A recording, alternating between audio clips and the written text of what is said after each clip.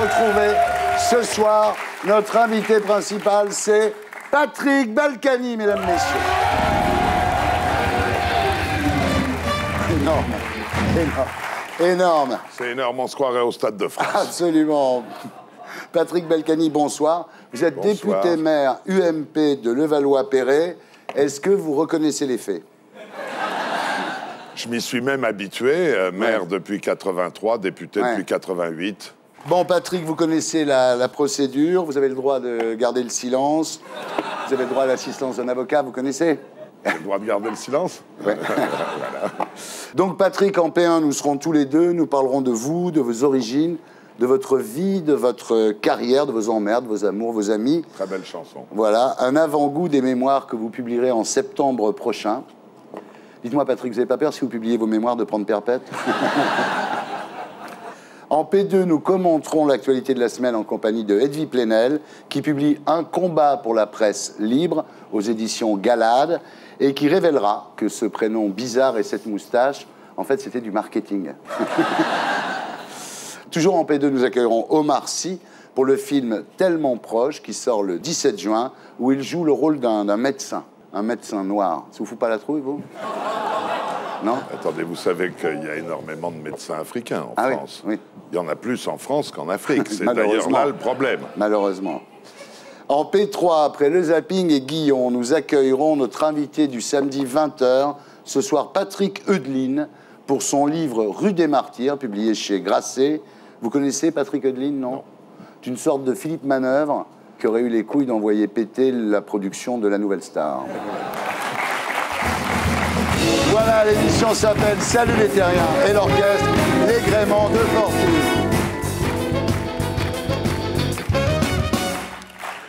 Patrick Balkany, donc rebonsoir. Vous êtes toujours très à l'aise devant les caméras parce qu'il y a tellement de vidéosurveillance à Levallois-Perret que, de toute façon, non? Oui, c'est vrai que j'ai eu le temps de m'y habituer, puisqu'elles y sont depuis 87. Il y en a partout. Je leur fais toujours un petit sourire en passant. Voilà. Donc, Patrick Balkany, vous naissez en août 1948. Oui, le 16. Le 16, à l'hôpital américain de Neuilly. Tout à fait. À cette époque, votre famille a déjà pas mal d'argent. Votre père, qui était immigré juif hongrois, résistant, déporté à Auschwitz, s'est lancé après la guerre dans une affaire de prêt-à-porter féminin qui s'appelait Réti. Absolument. Et il a bien réussi. Alors, donc, jeunesse dorée à Neuilly, non? J'ai eu une jeunesse très agréable. Et puis, à l'époque, c'était la mode. On m'a envoyé dans un collège, pas très loin de Paris, à jouer en Josas, où là, j'ai passé 4 ans dans la même chambre que Michel Sardou. Et alors? Alors, on faisait les 400 coups. 400 coups, c'est pas mal.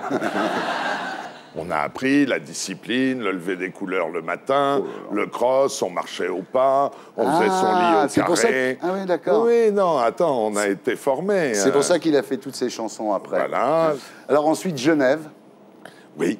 Vous n'avez pas eu le bac quand je l'ai pas eu, c'est que je l'ai pas passé. Et puis alors là, vous décidez de faire du cinéma, et c'est vrai qu'à l'époque, vous êtes grand, brun, sportif. Pourquoi à l'époque, j'étais grand, brun, sportif? Je suis toujours grand, poivre, un peu sel. Et sportif. Maintenant, je suis passé au golf, forcément. Voilà, c'est bien ce que je disais. Alors, le film s'appelle J'ai tué Raspoutine. C'est un film de Robert Hossein, en 1967. Alors, il y a un truc, on dit que vous étiez tellement mauvais qu'il a fallu vous doubler, c'est vrai? Ensuite, les réseaux de votre père vous permettent de faire le service militaire à l'Élysée. C'était pratique pour nous, on était juste en face. C'était en face de la boutique de votre père. Voilà. Et j'y ai passé 1 an. J'avais tous les téléscripteurs et j'amenais toutes les heures, toutes les dépêches à Pompidou, Balladur, Jaubert, Garot, Juillet, etc. Et là, vous allez rencontrer les 2 personnes les plus importantes de votre vie, votre femme, Isabelle Smadja, et votre meilleur ami, Nicolas Sarkozy. Votre épouse, vous l'avez connue lors d'un match de boxe. Exactement. C'était Carlos Monzon contre Gracien Tonat. Absolument. C'est un ami qui m'avait demandé une place pour elle. Voilà. Mais moi, je ne suis pas reparti avec l'ami, je suis reparti avec sa copine. Coup de foudre, voilà. Alors, l'autre personne importante de votre vie, c'est évidemment Nicolas Sarkozy. Vous l'avez rencontré en 74. Ouais. Le père de Nicolas Sarkozy, à l'époque, était aux USA et Nicolas se sentait seul, il n'avait pas un rond, il habitait dans une petite chambre, il était très malheureux. Et vous, alors là, vous le prenez sous votre coupe, vous l'invitez partout, vous lui payez tout. Pour payer ses études, il travaillait le samedi chez le fleuriste, le dimanche, il vendait les classes. Ouais. Il se démenait pour le RPR, il faisait ses études de droit, Sciences Po, et il habitait dans sa chambre de bonne à Neuilly. Vous l'avez adopté, quoi. Le petit Nicolas. C'est devenu comme mon frère. Bah oui, il faut dire que vos deux pères étaient hongrois. Dans votre bureau, d'ailleurs, il y a un petit vide-poche carré en métal argenté où il y a gravé du maire au maire, du hongrois au hongrois, de l'ami à l'ami. Et c'est daté 16 août 1983. Voilà. Alors, même quand vous alliez mal, quand vous avez été condamné à 15 mois de prison avec sursis et 2 ans d'inéligibilité en 1996... Vous savez à qui vous me faites penser? Non, mais j'allais dire quelque chose de gentil, là. Vous me faites penser à Bérou avec Cohn-Bendit. Ah, pas du tout. Ça lui a pas porté chance. D'abord, moi, je me présente pas. Non, mais j'allais dire que Sarkozy vous a pas lâché, c'est vrai? Jamais. Voilà. Pourtant, ça allait mal. Après, vous êtes parti en exil dans les Caraïbes, à Saint-Martin. Je ne suis pas parti en exil. D'abord, Saint-Martin, c'est la France. Oui. Je suis parti passer 2 années sabbatiques là-bas. Et comme ça allait mal à Levallois, parce qu'ils n'étaient pas contents du nouveau maire, tout le monde m'a demandé de revenir. Je suis revenu et j'ai été élu au premier tour. Et depuis, vous y êtes, voilà. Et réélu à la mairie et à l'Assemblée nationale. Alors, vous avez eu beaucoup d'ennuis, puis vous avez ressuscité. J'ai eu un passage qui a été très désagréable sur des conneries que j'avais faites. C'était de ma faute. Bon, très bien. Mais il n'y avait pas de quoi non plus me jeter au chien. Je n'ai tué personne et volé personne. Il faut être clair. Bah, voler personne? Non. La municipalité un peu, quand même. Non, pas du tout. Pas du tout, pas du tout. Ça, à l'époque, c'était l'époque où je faisais venir tous les chefs d'entreprise, où j'ai transformé la ville, et au lieu de bouffer à la mairie, je les emmenais bouffer chez moi. Maintenant, ils bouffent à la mairie et plus chez moi. Point. Et moi, je suis au contraire quelqu'un qui jamais une note de frais, je me fais jamais rien rembourser. Je suis très soucieux. Mais vous avez dit, je suis l'homme le plus honnête de la Terre. Mais je le dis. Non, mais c'est vrai, vous l'avez dit, ça. Mais je le dis, et tous mes amis le savent. Ouais. Bah oui, non, il n'y a que celui qui rigole derrière moi. Je sais pas, il est con. Sortez-moi le mec qui rigole quand Balkany dit qu'il est honnête, s'il vous plaît. Oui. Mais bien sûr, c'est même très important en politique. Il faut être honnête, moralement, et dans tous les actes de gestion de sa commune et des deniers publics. C'est très important. Moi, j'ai transformé une ville pauvre en ville riche. En virant les pauvres. Pas du tout. en ayant 20% de logements sociaux, en ayant une vraie mixité sociale, et je crois qu'au contraire, Levallois est aujourd'hui l'exemple de ce que devrait être une ville moderne. 65 000 habitants, 65 000 emplois, des sièges sociaux, en veux-tu, en voilà, mais aussi de l'artisanat et tout ce qui fait une ville, et beaucoup d'espaces verts. D'ailleurs, vous n'avez plus jamais eu de problème, plus jamais été condamné, ce qui prouve que la réinsertion par le travail, ça marche, Patrick. Bien, il y a un problème. C'est l'endettement de Levallois, là, quand même. 213 millions d'euros. C'est pas énorme. Non. Ah bah, à ce prix-là, vous avez acheté un porte-avions nucléaire ou quoi? Non, ce qu'on a fait, c'est un superbe conservatoire qui accueille près de 2000 élèves. Refait les écoles, toutes les écoles, refait une piscine, un centre nautique, fait toutes les installations sportives et culturelles nécessaires à la vie d'une commune. Il y a des villes, elles ont moins d'endettement que nous, elles font rien, et en plus, elles ont des impôts très élevés. Nous avons des impôts très bas. Vous avez quand même emprunté 100 millions d'euros à la Caisse des dépôts et consignations. Ça aide d'être pote avec Sarko, quand même, pour avoir 100 millions d'euros de la part de la Caisse. Non, mais... Alors, je vais vous dire,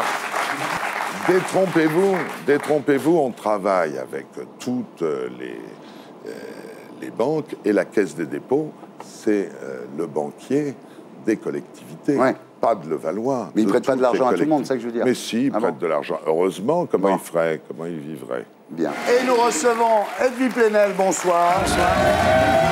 Et Omar Sy, bonsoir. Bonsoir. Vous vous connaissez tous les trois, non? Monsieur Balkany, déjà une fois sur une émission de télévision il y a Et très alors longtemps. À l'époque, je tapais sur François Mitterrand, donc ça lui plaisait. Maintenant que je tape sur Sarkozy, ça ne doit pas lui plaire. Il tape toujours sur les présidents. Il faut qu'il y ait des gens qui tapent sur le pouvoir, bah oui. C'est comme ça qu'ils perdent les élections. Edoui Plenel, rebonsoir. Vous avez passé 25 ans au journal Le Monde, où vous avez terminé directeur de la rédaction. Après votre départ du Monde, vous avez fondé le journal numérique Mediapart. Et vous êtes ici ce soir pour exploser de rire à chaque fois que Patrick Balkany dira qu'il est l'homme le plus honnête de la Terre. Monsieur Balkany représente tout ce que, loyalement, j'ai pas d'autre arme que ma plume et que ma voix, je combats. Ah oui. Mais il représente tout ce que je combats depuis que je suis né. D'accord. Très sympa. Nous avons le vrai visage du sarkozysme ce soir. Ah oui, c'est les Hauts-de-Seine, c'est Oui. le BTP. Vous savez, les premières choses qu'il a fait quand il a été élu à la mairie, il a supprimé la bourse du travail, il a supprimé la maison des jeunes, il a supprimé tout ce qui incarnait la municipalité d'avant, qui était en effet de gauche et qui ne s'occupait pas uniquement de l'immobilier en faisant de l'argent avec des immeubles. Oui, vous avez raison. C'est pendant le mandat de Parfait-Jeance qu'on a construit des cages à poules de 18 étages tout le long de la porte Bagnères, où on a rendu sans doute les gens très heureux dans ces immeubles qu'il a fallu que je refasse entièrement avec des jardins autour pour les rendre humains. Mais ça avait été fait par un communiste qui admirait le régime qui était alors en place en Union soviétique. Mais vous avez raison de le défendre. Je ne défendais pas l'Union soviétique, vous savez bien. Bien. J'étais trotskiste. N'étiez pas, vous l'êtes toujours. Ah bon? Ah bah, bien sûr. Vous avez des fiches, alors? Les Trotskos, ils sont toujours Trotskos. On dit aussi qu'il est de la CIA, de toute façon. Bien. Donc, vous nous parlerez ce soir d'un manifeste, le manifeste de Mediapart, publié aux éditions Galade, et qui s'appelle « Combat pour une presse libre ». Voilà. Alors, le problème de la presse, il n'est pas compliqué. D'abord, il y a une crise. Et puis, il y a la mainmise du pouvoir sur les médias. Vous dites que Sarkozy est l'ami des milliardaires qui contrôlent les médias privés et qu'avec la nomination du patron de l'audiovisuel public par lui-même, il a réussi, dites-vous, un coup d'État médiatique à froid.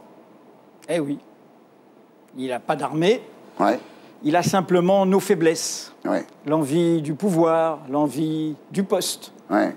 J'estime beaucoup Jean-Luc Hess, par exemple, qui a pris la présidence de Radio France. Mais notre métier suppose qu'on défende son indépendance. Et je pense qu'un patron de l'audiovisuel public, c'est pas le patron d'une radio d'État, c'est pas la radio ni la télé du président. C'est notre argent, c'est l'argent du public, c'est pas au président de le nommer. C'est pour ça qu'Edoui Plenel considère que un média libre ne peut être dirigé que par quelqu'un de gauche parfaitement engagé. Est-ce que vous pensez que la détestation de Nicolas Sarkozy pour les journalistes traduit une sourde haine de la démocratie? Oui, je pense qu'il y a chez lui un refus de ce qu'il ne contrôle pas. Ouais. La démocratie, c'est les limites, c'est l'apprentissage des limites. C'est depuis Montesquieu. C'est le pouvoir est contrôlé, arrêté par d'autres pouvoirs. Ce président, qui est une sorte d'enfant monstrueux de François Mitterrand et de Jacques Chirac, il ne connaît pas la limite. C'est comme un gamin de 13 ans à qui on n'a pas appris de s'arrêter. Donc il veut le sceau des autres, il veut contrôler tout. Il veut le seau, l'appel et le râteau, vous voulez dire. Oui,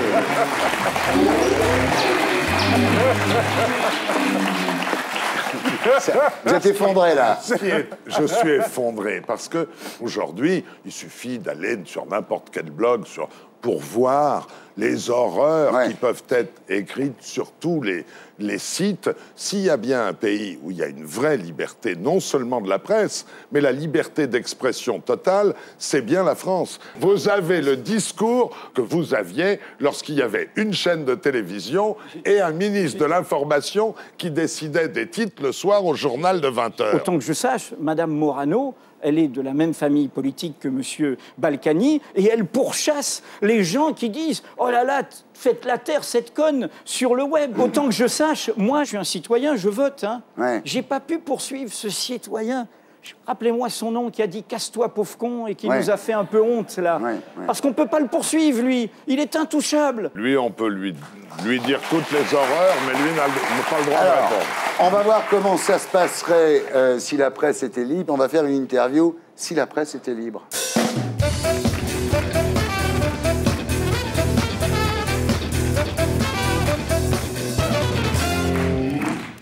Alors, si la presse était libre, qu'est-ce qu'elle dirait qu'elle ne dit pas sur le crash de l'avion Rio-Paris?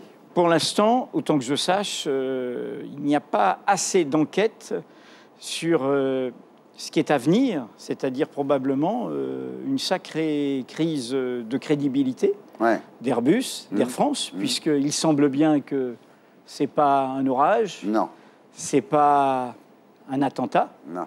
Et au début, on nous a balancé l'histoire de l'orage et Météo France a mis une semaine à nous dire qu'il n'y avait pas d'orage. Qu'est-ce qu'elle dirait sur Nicolas Sarkozy, la presse, si elle était vraiment libre? Si la presse était libre, le président ne pourrait pas choisir les journalistes qu'il interviewe à la télévision. Il ferait d'authentiques conférences de presse où il ne pourrait pas humilier les journalistes. Geoffrin. On aurait le droit de lui reposer 4 fois, 5 fois la même question quand il ne répond pas à une question. Et on soulignerait tous que quand il parle du voile devant Barack Obama, il dit un mensonge en disant que les lycéennes et les collégiennes, si elles le veulent, peuvent porter un voile, ce qui n'est pas vrai. Il le sait ou il le sait pas? Peut-être qu'il ne sait pas. Il y en a beaucoup qui le portent. Qu'est-ce qu'elle dirait sur l'UMP, la presse, si elle était vraiment libre? Que ce n'est pas un parti démocratique, d'ailleurs il n'y a plus vraiment de président, que c'est le parti du président, que ce parti n'a pas d'autonomie. Monsieur Obama, il ne contrôle pas le Parti démocrate. Il ne contrôle pas la présidence du Congrès, du Sénat. Il est en négociation, y compris avec son propre parti. Ce n'est pas sain, ça. Oui, qu'il n'est pas trotskiste. Son modèle dans la vie, c'est Obama. Et vous ne lui posez pas de questions sur ce qu'il dirait sur le Parti socialiste? Mais je l'ai écrit, monsieur Balkany, il faut que vous vous abonniez à Mediapart. J'ai fait mardi le texte le plus sévère qui soit de toute la presse sur le Parti socialiste. Ça s'appelle « Lettre à ces socialistes qui nous désespèrent ». Donc, mon indépendance, vous ne pouvez pas la mettre en cause. Finalement, il n'y a que Besancenot pour vous. Je n'ai jamais dit ça. Il n'y a personne, alors. Non, il y a notre rôle. Justement, c'est là où on voit votre culture.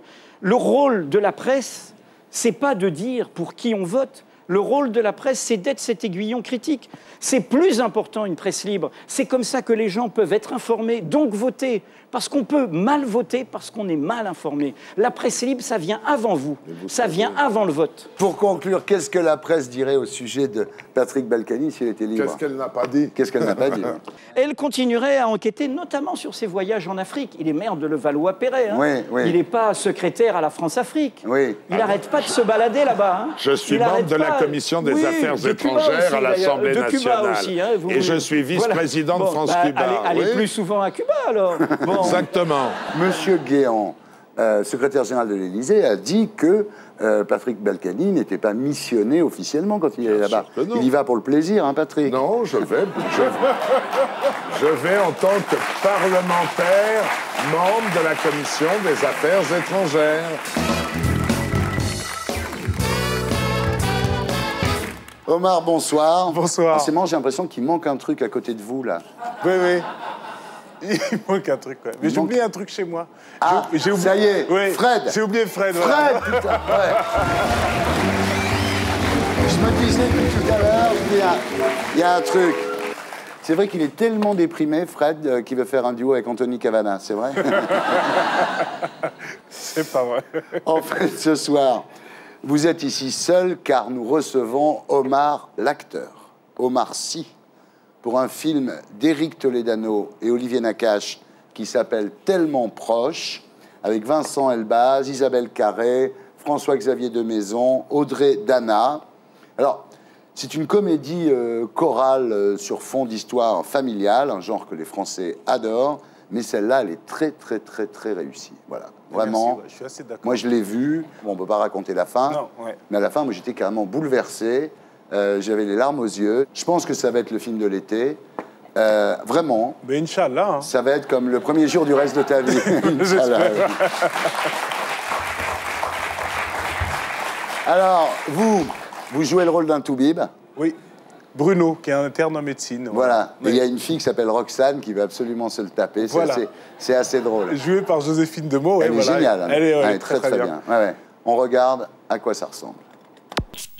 Elle est de ce côté-là, la voiture. Merde. Vous aimez ce genre d'ambiance familiale? Lucien, viens ici. Lucien. Alors, dans la famille Marciano, laissez-moi vous présenter... Nathalie! Le père. Bonsoir. Lucien, tu m'entends? Lucien, tu viens ici tout de suite. La mère. Lucien. C'est pas possible. Il est chiant, ce gosse. Le frère de la mère. Et dans cette petite famille, il y a aussi le petit copain de la deuxième sœur. Félicitations. Qui est un peu comme un beau-frère. Vous vous connaissez depuis longtemps? Non. Pas vraiment, en fait. Lui, c'est le grand-père du fils du père. Papa du papa. Vous suivez toujours. Parce que tout ce petit monde va dîner chez le frère de la mère. Oh, non, c'est chiant. Mais dont le père a un peu de mal à s'entendre avec la femme du frère. Vous avez pas pu te faire garder? Bonsoir. Sans compter sur la deuxième sœur. Bon bah Jean-Pierre, c'est ta sœur, elle s'est encore perdue, elle est à la station-service. Pas vrai. C'est lui mon grand frère. Tu vas voir, il est super sympa. Mais comment tu fais pour te planter à chaque fois? Tiens, prends le rond-point, tu tournes à gauche. C'est vrai qu'il a l'air sympa. Et le fils du père qui a bien du mal à s'entendre avec la femme du frère de la mère. J'ai toujours dit, quand on épouse une femme, on épouse aussi sa famille. Tu te rends même pas compte, on n'a plus aucune intimité. Oh, sans oublier le frère de la mère qui, sous l'influence de sa femme, se convertit peu à peu au judaïsme, tandis que sa sœur, la belle-fille du grand-père du fils du père, donc la mère, héberge toute une famille de Pakistanais sans papier. Calme, du calme. On est sur l'autoroute, là, tu vas pas me laisser là, putain. Hey, oh, me veste. Mais qui sont mes enfants, bordel de merde! Mais rassurez-vous, toute cette petite famille est tellement proche. Bruno, qu'est-ce que tu fais là? Rien, je pensais qu'on partait du coup, moi. Mais vous restez pas pour le café? Si, je reste, oui. Je vais prendre un déca, s'il vous plaît. C'est génial. Tellement proche de Nakache et Toledano. Ouais, je débrouille bien, Omar. Alors, il y a toujours le SAV des émissions, évidemment, sur Canal+, avec Fred, l'émission qui donne envie d'avoir un téléphone fixe. Et puis, Omar, vous venez d'être papa pour la 4e fois. Oui. C'est bon. Vous avez les allocs, là, ça va? Oui, ça va. Moi, j'ai grandi grâce aux allocs. Ouais. Donc, merci la France, déjà, il faut le dire. C'est important de le dire. Et donc, je suis pour Bah tout ça, ouais. moi. Il s'appelle comment, le petit? Alidja. Oh, putain. Ah ouais. Ah ouais, c'est un nom qui met la pression, je sais, mais il va falloir qu'il fasse avec. C'est vrai que Madonna a demandé à l'adopter par réflexe. C'est vrai, ouais. Mais elle est venue avant l'accouchement, en plus. Ouais, hein. ah Elle ouais, est pressée. Hein. elle y tenait. Bien, alors Patrick Balkany, souvent quand on parle de vous, on emploie le terme sulfureux, je ne sais pas très bien pourquoi. En souvenir de tous ces problèmes et pour vraiment prouver le contraire, on va faire une interview. Balkany a aussi des bons côtés.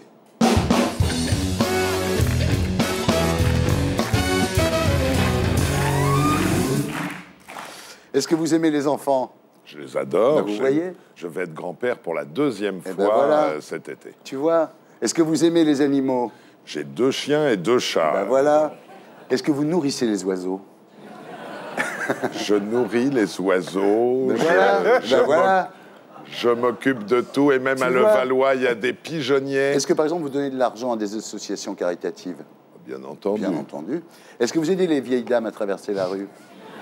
Je vais vous dire, non seulement je les aide à traverser la rue, mais parfois c'est elles qui traversent de l'autre côté pour venir m'embrasser. Ah! Bien entendu, vous faites les plus gros efforts pour sauver la planète, Patrick. Écoutez, je vais vous donner un petit exemple. 1/3 de Levallois est chauffé uniquement par le retraitement des ordures ménagères, sans fumée, Heureusement que sans je suis là. rien. Tu vois qu'il a, Merci. il a aussi ses bons côtés. Est-ce que vous êtes marrant? Demandez à mes amis. Vous connaissez des blagues? J'en connais. Dites-nous une blague, alors. Non, pas Pourquoi? maintenant. Parce que moi, j'aime les blagues longues, avec accent, Ah oui, qu'il oui. faut un peu de... Non, je vous en raconterai après. Est-ce que vous prêtez vos DVD? Je les donne même. Voilà. Est-ce que vous roulez des pétards pour vos potes? J'ai jamais fumé de pétard de Non. ma vie. Jamais. Ah, ça, c'est un mauvais côté, en revanche. Ben, sûrement. Conclusion, Balkany a aussi ses bons côtés.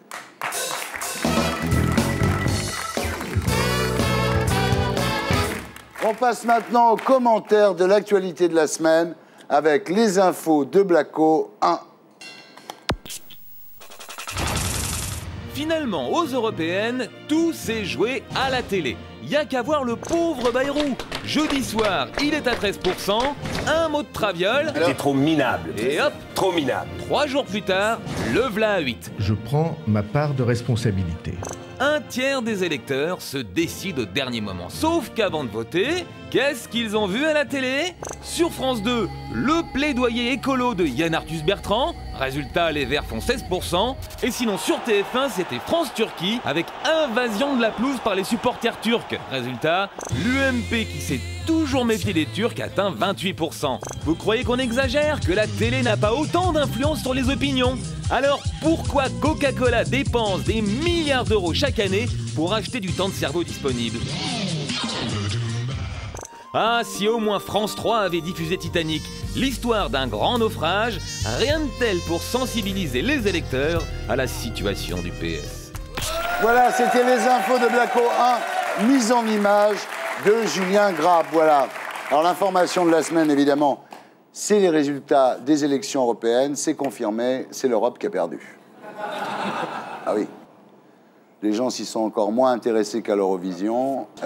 Alors le chiffre qui tue, c'est qu'il y a 80% des 18-24 qui ne sont pas allés voter quand même. Et j'en fais partie. N'étaient pas allés voter. Non. Ouais. Pourquoi? J'ai un problème avec l'Europe. Je me dis qu'on a déjà beaucoup de choses à régler ici. Ouais. Et je ne sais pas comment des mecs qui ne sont pas capables de gérer un pays peuvent aller prétendre gérer un continent. Quoi. Ouais, voilà, moi, c'est ce problème. C'est bien vu. Ah oui. C'est bien vu. On a l'impression aujourd'hui que c'est M. Sarkozy qui décide pour tout et que même un député, on peut voter pour n'importe qui. À partir du moment où Sarkozy est au pouvoir, ça sera lui qui décide, quoi. C'est un peu le sentiment que j'ai, moi, en tout cas, personnellement. C'est un peu le sentiment qu'on a tous.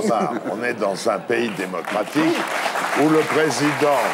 Ah, mais je sais bien que... où le président ne peut décider que lorsqu'il a une majorité. Oui. C'est au moins à ça que servent les députés. Je parle des députés à l'Assemblée nationale. C'est comme ça qu'il a fait voter pour Hadopi après que les députés aient voté contre. Ouais. Il y a quand même une morale. Tous ceux qui ont tapé à bras raccourcis sur Sarko pendant cette campagne ont perdu les élections. C'est faux, c'est faux. 60% d'abstentionnistes, parmi lesquels essentiellement les jeunes, vous l'avez dit, les classes populaires, les ouvriers, qu'est-ce qu'ils ont dit? Il y a 2% de différence de participation mais je vais vous dire par rapport aux dernières élections européennes. Moi, je connais beaucoup de gens qui sont soit militants socialistes, soit électeurs socialistes, qui ont voté, et qui, eux, ont voté vert. Ils sont 10 fois plus sévères que moi sur cette présidence. Ils ont voté contre l'absence d'une opposition forte, crédible, dynamique. C'est vrai que le Parti socialiste voulait un vote sanction. Il y a eu un vote sanction, mais contre le Parti socialiste. Mais il y a pas... Bien sûr, bien sûr. Le problème, c'est qu'il n'y a plus d'opposition crédible aujourd'hui. Parce que vous l'achetez. Vous l'achetez. C'est l'ouverture. C'est l'ouverture. On peut pas parler avec lui. C'est l'ouverture. Vous avez tout le temps de parler. Bérou, il s'écroule, le PS, il est englué dans ses problèmes internes. Et Cohn-Bendit, on sait bien que ce n'est pas un parti de gouvernement. C'est un parti refuge sur certaines élections. Vous le savez très bien.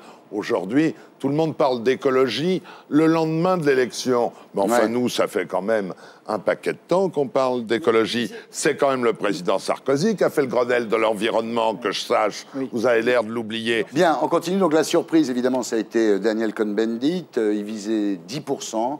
Il en a fait 16,5%. C'est l'inverse de Julien Courbet sur France 2. C'est la victoire de la simplicité. Et c'est aussi autre chose, c'est que lui, il ne pense pas à la présidentielle.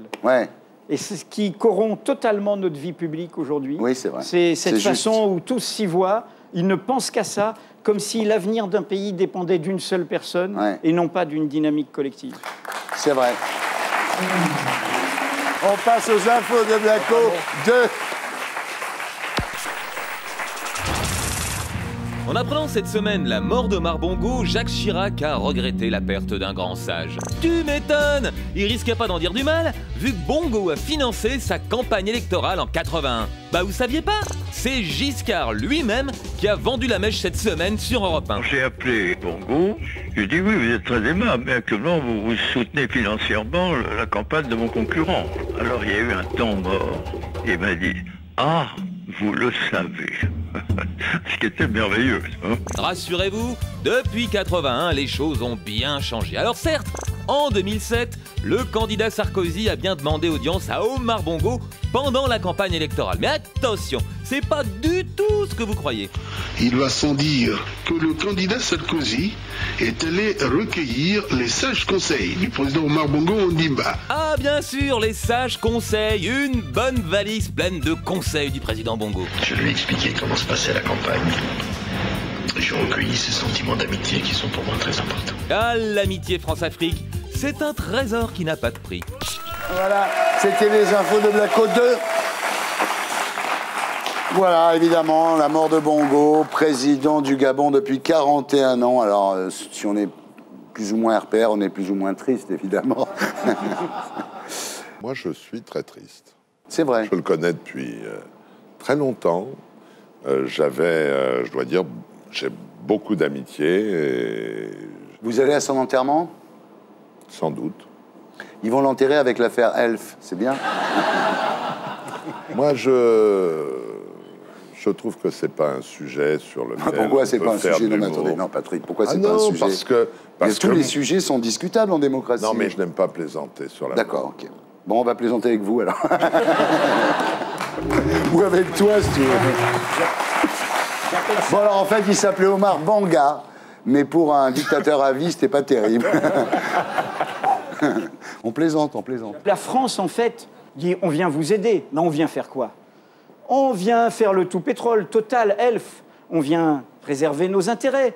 On vient soutenir des régimes qui détournent une bonne part de cet argent, qui vont dans des comptes en Suisse ou dans l'immobilier ici, notamment dans les Hauts-de-Seine. Hein, c'est là où ça va, l'immobilier de ces rois africains indéboulonnables. Vous avez, les enquêtes ont été vous avez des publiées. rois africains dans les Hauts-de-Seine? Je sais pas. Comme moi, j'en connais pas. Il y a encore des rois africains. Mais il y a des présidents indéboulonnables qui, au fond, sont adossés à notre façon de piller l'Afrique. C'est quoi le groupe Bolloré, par exemple? C'est le contrôle des ports africains, c'est le contrôle de l'import-export. Le groupe Total, il n'a aucun intérêt véritable en France, c'est néanmoins la première entreprise française. Ouais. C'est toute une logique qui n'est pas une logique d'aide, qui est une logique de pillage. Ouais. Le pillage de l'Afrique, ça continue. C'est pour ça que derrière ces belles paroles, il y a les mallettes et il y a les mouvements d'argent. Quel est le premier chef d'État que M. Sarkozy a eu au téléphone après son élection? M. Bongo. Ouais. Au fond, pour moi, dans ce rapport au pouvoir africain, il y a du mépris de l'Afrique. Parce que d'un côté, on fait ça, de l'autre côté, on fait le discours de Dakar. Hein, il n'est pas rentré dans l'histoire, il est toujours un enfant proche de la nature, l'homme africain, n'est-ce pas? Ah, mais M. Bongo, on va prendre ses conseils, quel grand sage. Mais l'homme africain, près de la nature, hein, pas rentré dans l'histoire. Alors, mon petit homme africain, tu es bien gentil. Oui. Mais c'est incroyable. Ouais. Mais de toute façon, pour moi, en tout cas personnellement, je suis convaincu que la colonisation n'a jamais cessé, elle a juste été un petit peu masquée, quoi. Ouais. Et donc la mort d'Omar Bongo, c'est vrai, c'est triste, c'est toujours triste, quelqu'un qui meurt. Mais on se dit quand même, ça va peut-être changer. Et on regarde vers le ciel et on dit quand même merci mon Dieu, quoi. Il y a un peu des... Non, mais c'est pas merci pour sa mort, mais merci pour le changement éventuel. Il était très apprécié des Africains, car dès qu'il y avait un conflit quelque part, c'est lui qu'on appelait. Oui. C'était le papa de l'Afrique. Malheureusement, c'était justement le papa de l'Afrique. Et c'était un homme de paix qui a évité beaucoup de sang. Malheureusement, c'était le papa de l'Afrique et il a éduqué beaucoup de chefs d'État un petit peu. Et voilà ce que donne l'Afrique aujourd'hui, quoi. Il a donné un petit peu des tuyaux et c'est les mauvais tuyaux. C'est pas ça un vrai chef d'État. C'est pas Huggy les bons tuyaux. C'est ça. Ben, nous en resterons là, puisque l'homme africain s'est exprimé. Si ça vous dérange pas, il y a un arbre juste derrière. Je vais juste aller faire un petit tour pour m'amuser.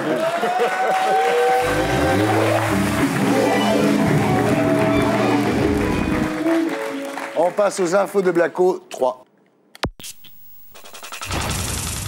Youpi, la crise est finie. Qu'est-ce qu'on a eu peur? On a cru au crack.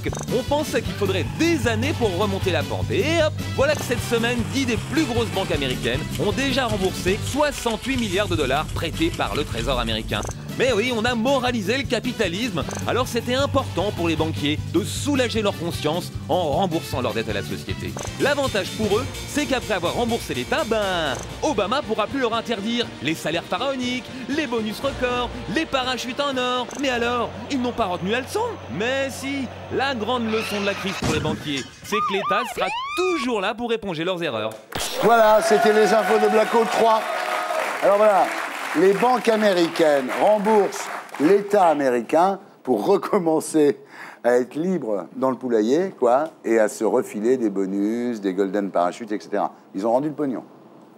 Mais Obama, finalement, il n'a pas fait de loi, contrairement à ce qu'il avait dit. Votre ami Obama? Je suis d'accord avec vous, il n'a pas fait encore suffisamment, parce que cette crise, ils croient tous que c'est un petit moment, cette crise. Ouais. Ils croient tous qu'on va pouvoir arranger tout ça, et puis les affaires vont reprendre. Ce que je ne comprends pas dans cette histoire, c'est qu'on nous a expliqué qu'il fallait tout changer, et maintenant, dès que ça s'arrange un petit peu, bon, faut le dire vite, là, maintenant, ils remboursent pour pouvoir recommencer. Ce qui est important, c'est de mettre en place une régulation financière. Mais elle est où, cette régulation? Sarkozy n'a pas fait de loi. Il a parlé à Toulon de réguler le capitalisme. Il n'a jamais fait une loi. Vous savez très bien qu'on ne peut pas faire une loi hexagonale pour régler les problèmes mondiaux du capitalisme. Au G20, ils ont dit on va réguler le capitalisme mondial.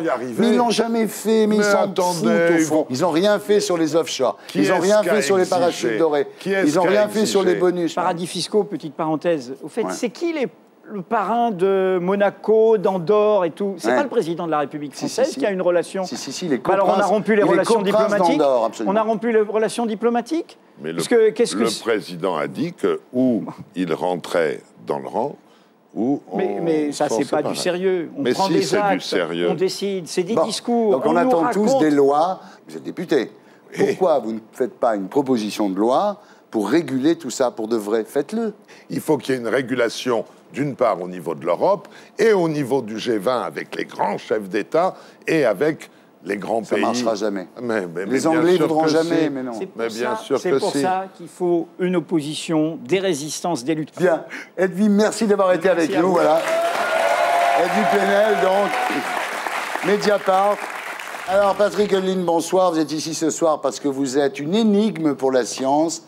Avec tout ce que vous êtes envoyé, vous devriez être mort depuis 1984. Obama. Et vous êtes toujours là. Normalement, vous auriez dû mourir d'une overdose. Là, vous seriez carrément culte. Oui. Ouais. Vous êtes quand même un peu culte, hein? Bon, c'est gentil. Oui, vraiment. Non, sérieusement. On en parlera à 20h. En attendant, j'accueille Stéphane Guillon.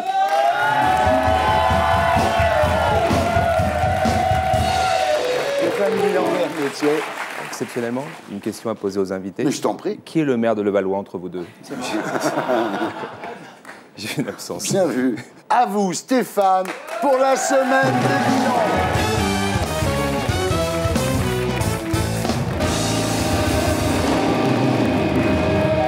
Et on commence avec l'affaire des bébés congelés. Véronique Courgeot adorait ses enfants, apprend-on dans la presse. C'est vrai, elle ne savait pas quoi faire pour leur faire plaisir. La voici en octobre 2006, faisant ses courses chez Picard. Ce jour-là, elle prendra une boîte de poisson pané pour caler la tête des bébés, des frites Findus pour leurs petits pieds et une boîte d'esquimaux pour que chacun ait son espace.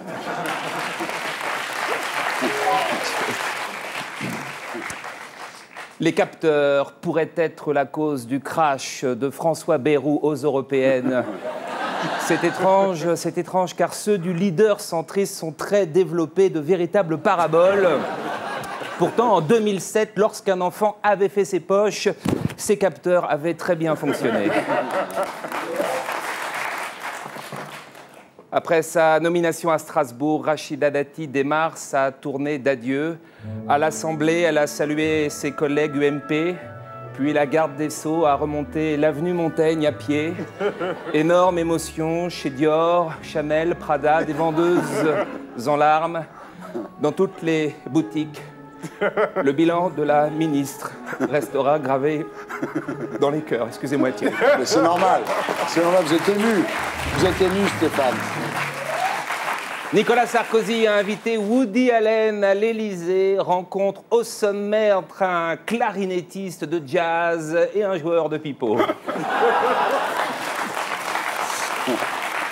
Valéry Giscard d'Estaing, atteint d'une forme très bizarre de la maladie d'Alzheimer, l'ancien président se souvient uniquement des saloperies commises par les autres. En effet, si Chirac a touché de l'argent de la part de Bongo, rappelons que Giscard a reçu des diamants de la part de Bokassa. Ah oui, bravo. Bien. C'est le seul qui l'a fait remarquer, c'est Stéphane.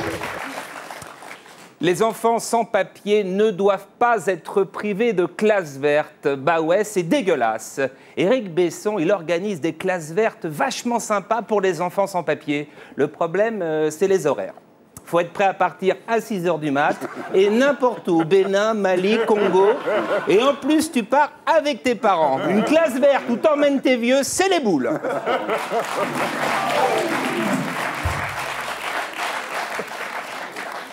Après le négationniste Robert Forisson, le terroriste Carlos soutient Dieudonné. Pour les prochaines élections municipales, Dieudonné recherche un serial killer ou un pédophile.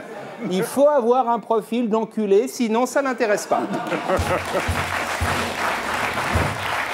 Ah, il a fait 1%, Dieudonné, ce qui prouve que les antisémites sont aussi des feignasses quand même. Absolument. Ils ne vont pas voter.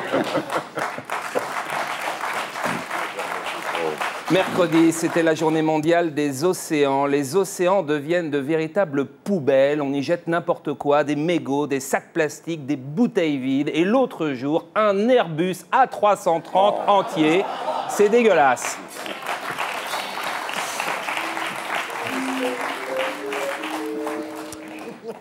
Sport, un Français pulvérise le record du monde d'apnée en restant 11 minutes sous l'eau. Attention, attention, pour que la performance soit validée, le candidat doit remonter lui-même à la surface. Depuis le crash de l'AF 447, la fédération d'apnée reçoit énormément de lettres. Mon mari est resté 10 jours sous l'eau. Pouvez-vous homologuer ce nouveau record? Non, il faut remonter.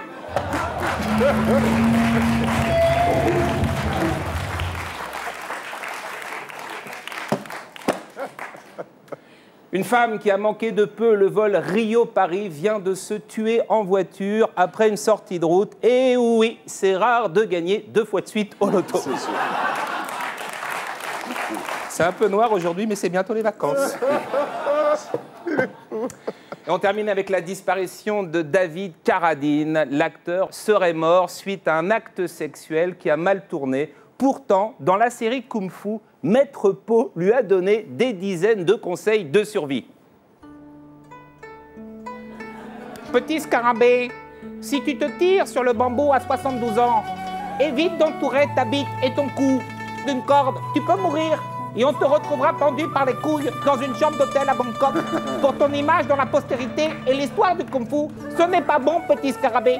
Souviens-toi du proverbe « N'attache pas ta bite quand tes forces te quittent ». Allez, à la semaine prochaine, merci beaucoup.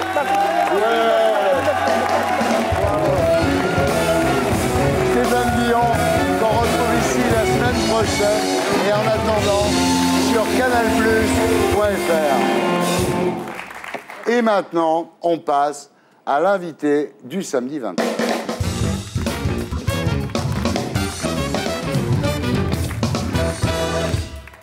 Alors Patrick Eudeline, rebonsoir, vous avez 55 ans, on vous a connu en 1977 dans un groupe de rock qui s'appelait Asphalt Jungle. À l'époque, c'était un nom de groupe de rock, aujourd'hui, ça serait un parfum de chez Dior ou de chez Chanel. Vous êtes le dernier survivant du groupe. Sur les 3 autres, il y en a un qui est mort d'overdose, un qui s'est suicidé et un qui a disparu. Oui, on ne sait pas. C'était si mauvais que ça, la musique de C'était dangereux, en tout cas.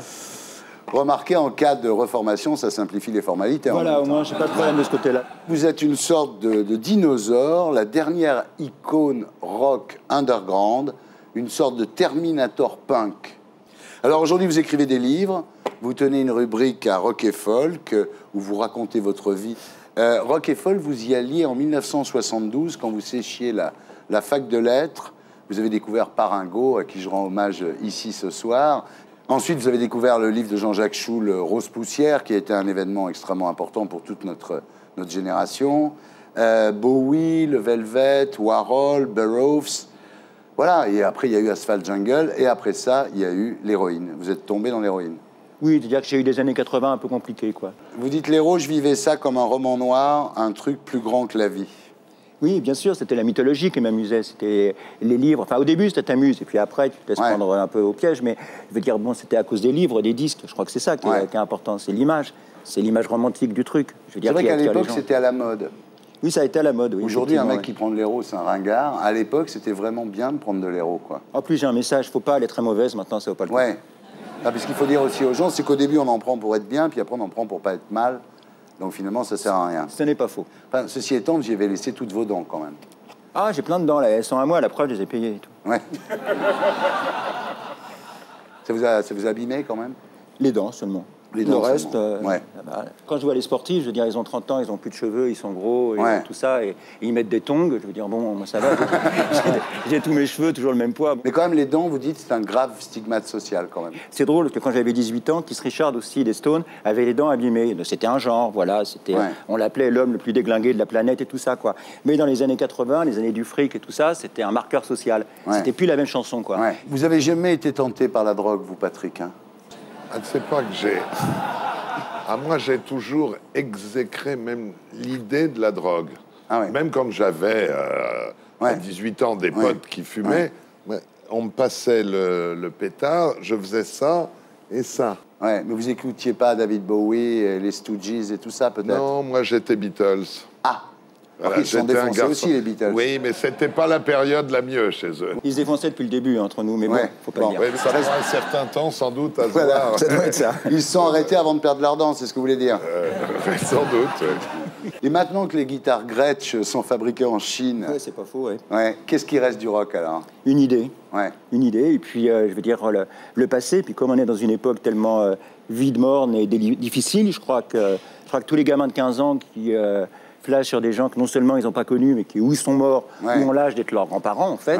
Je veux dire, c'est pour ce paradis perdu, toutes ces choses qui ont disparu, et voilà, quoi. Est-ce que le rock, aujourd'hui, c'est pas un truc de fils de bourgeois? Est-ce qu'aujourd'hui, la contestation, elle n'est pas plutôt dans le rap? Ah, c'est évident, c'est-à-dire qu'on est en banlieue, on écoute du rap, on va à l'école alsacienne, on écoute du rock, c'est sûr. Mais... Le rock, c'était Eddie Cochran, Bill Haley, etc. C'est les années 50, Patrick. Les années 50. On va parler des années 60. Fin des années 50, Eddie Cochran, il est mort, que je sache, dans le... quoi, 58, 60, non 62, même. C'est à peu près ça. Hein, voilà. Bon... Come on Everybody, ça c'était du rock. Non, c'est du rock'n'roll, ça. C'est du rock'n'roll. C'est même du rockabilly. Mais moi, je suis comme Johnny, on avait les mêmes références, quoi. Johnny, c'est pas du rock, Patrick. Non, je veux dire, on avait les mêmes références. Les mêmes références, les Américains. On aimait les Américains qui faisaient du rock. Dans Rue des Martyrs, le roman que vous publiez chez Grasset, vous racontez un personnage qui vous ressemble beaucoup. Alors, il vous ressemble par certains côtés, et il a le destin de quelqu'un que tout le monde a oublié, qui s'appelle Alain Kahn. Voilà. C'est Alain Kahn, moi je l'ai très bien connu. C'était le beau-frère du chanteur Christophe. Il avait fait partie des Gasolines, donc c'était la grande époque. Vous n'avez pas connu les Gasolines? C'était un rock PD au début des années 70. Vous n'étiez pas là-dedans? Non, non plus. C'est marrant, hein. C'est marrant. Pas pédé, pas drogué. Mais juif quand même. Et juif quand même, on peut pas avoir... On peut pas tout avoir. C'est comme quand on me demande si je suis franc-maçon. Je dis juif et franc-maçon. Non, on peut pas tout être, évidemment. Voilà. Donc cet Alain Kahn avait eu quelques succès, mais beaucoup d'échecs. Et un jour, effectivement, moi je m'en souviens très bien, un jour, il est parti, on ne l'a plus jamais revu. Mais tout le monde peut disparaître. Moi j'ai eu cette tentation dans les années 80, ce qui se passe dans le livre où quelqu'un vient vous voir en disant t'as ton passeport en poche, viens, on se casse. J'avais rien à perdre, j'ai vraiment failli le faire. Vous avez passé 10 ans enfermé. Vous avez disparu d'une certaine façon. Oui. Effectivement, je suis resté assez fermé pendant ce moment. Et donc cet Alain Kahn a disparu, on ne sait pas du tout où il est passé, mais pas du tout. C'est une énigme.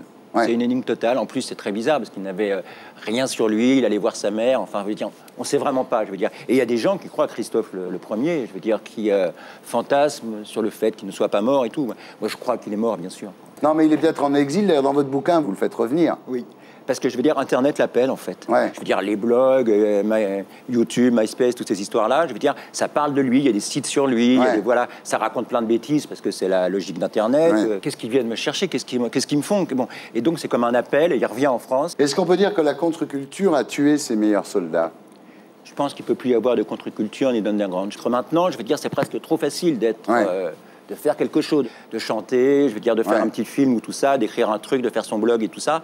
Et donc, l'underground s'est tué dans la masse, en fait. Alors, quel bilan vous tirez de tout ça? Où est passé le merveilleux rêve des années 60-70, c'est-à-dire toute cette utopie, veut dire, en un an, il n'y a plus de gauchistes, ça a été liquidé, je veux dire, il n'y a plus de parti communiste maintenant, il n'y a plus de rêve social, il n'y a plus de paradis perdu, il n'y a plus... Voilà, enfin, qu'est-ce qui s'est passé, quoi? Il est bien, votre bouquin. Merci. T'écoutes quoi, toi, comme rock? J'écoute pas de rock. Tu vois? Non, j'écoute pas de rock, mais je suis né en 78. Ah, oh le pauvre. Pour moi, justement, c'est moi, c'était plus le rap, le hip-hop, c'est là-dessus où moi je me suis retrouvé des réponses où je me suis peut-être identifié à certains chanteurs et tout ça, mais c'était plus dans le rap où moi j'avais mon truc quand j'étais adolescent, en tout cas c'était là-dedans, quoi. Maintenant, vous écoutez quoi, Patrick, comme rock, vous? Si je suis dans la voiture, je mets France Info, mais quand j'en ai marre, je mets Nostalgie, parce qu'au moins ça me requinque. Ah, d'accord.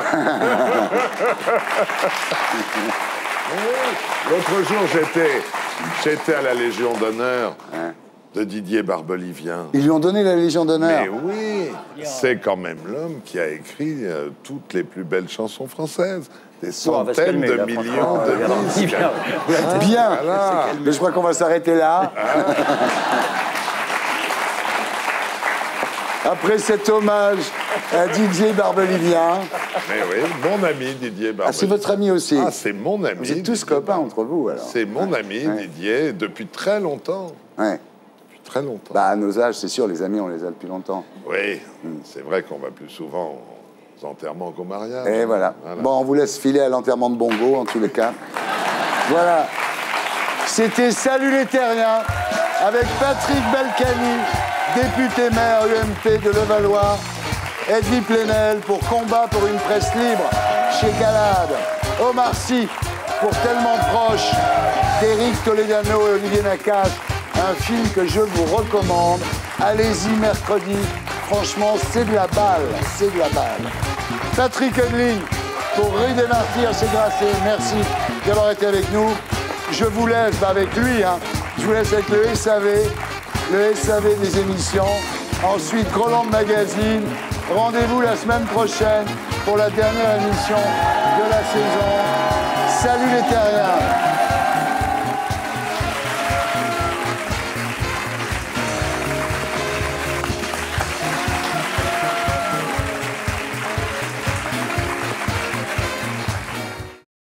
Et pour être sûr de ne rien rater de Inarditube, abonnez-vous et mettez un pouce bleu.